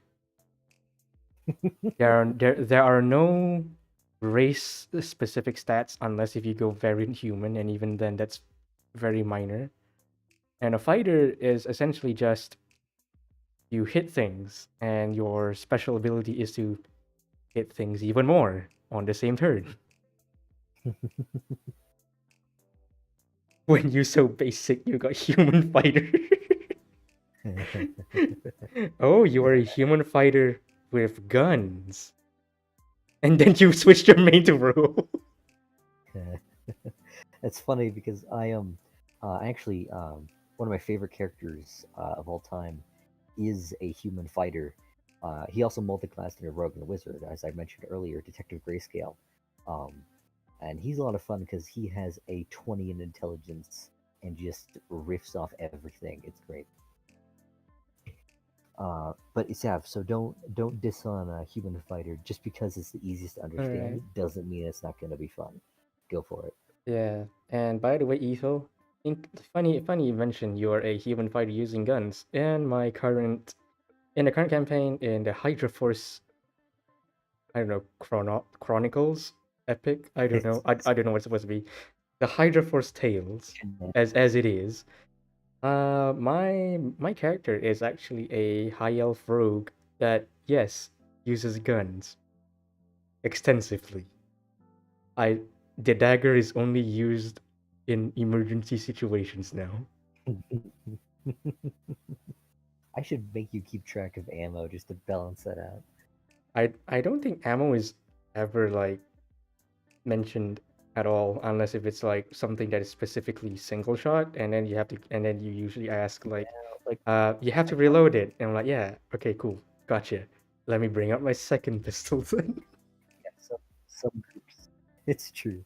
Some groups like to keep track of ammo. Some groups don't. My group doesn't. It's all whatever's fun for you. Yeah, I mean, imagine. Oh, Ryan, you know what would be a nightmare? Imagine a ranger that uses cordon of arrows, but instead of arrows, it's just guns. It's just welcome to the Gungeon. I'm your host. Yeah, welcome to the Gungeon. Total like I want to say this is sponsored by Gungeon, but nah, it isn't. You took reference of I see. You took reference from like of Hosho Marine from Hololive. She's a pirate, and since you need to reload a lot, you bring a rifle, a shotgun, and a handgun like some COD character, and switch weapons every turn. I feel you so much on this one. Yes.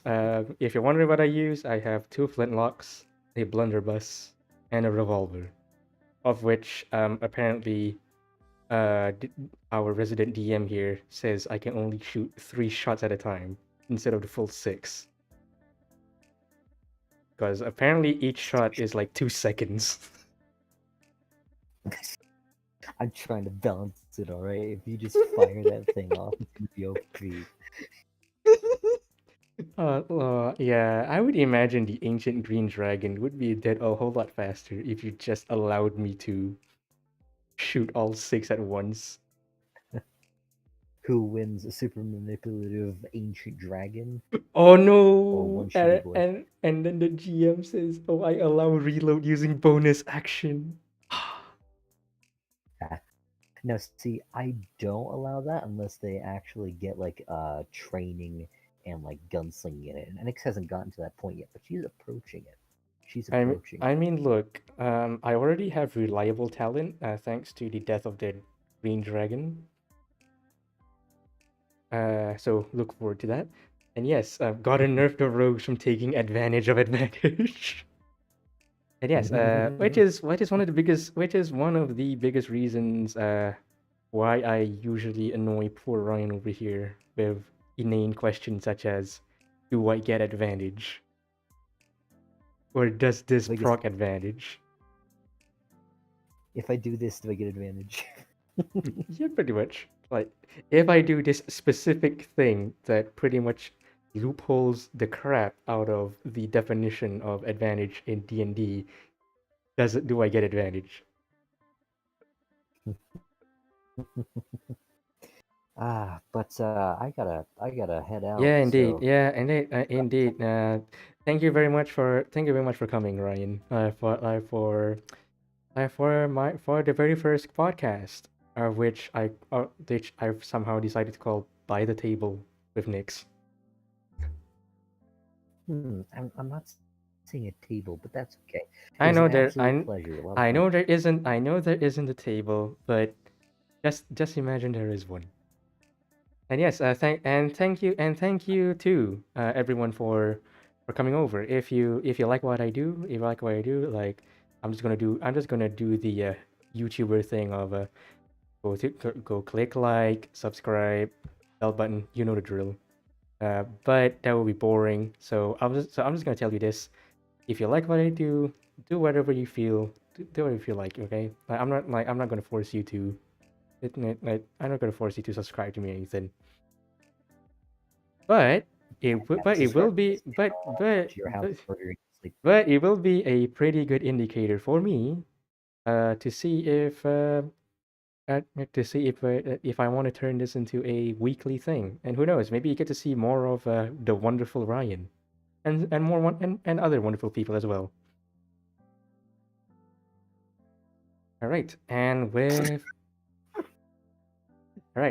that, thank you everyone for coming, and I will see you whenever I see you. Bye bye.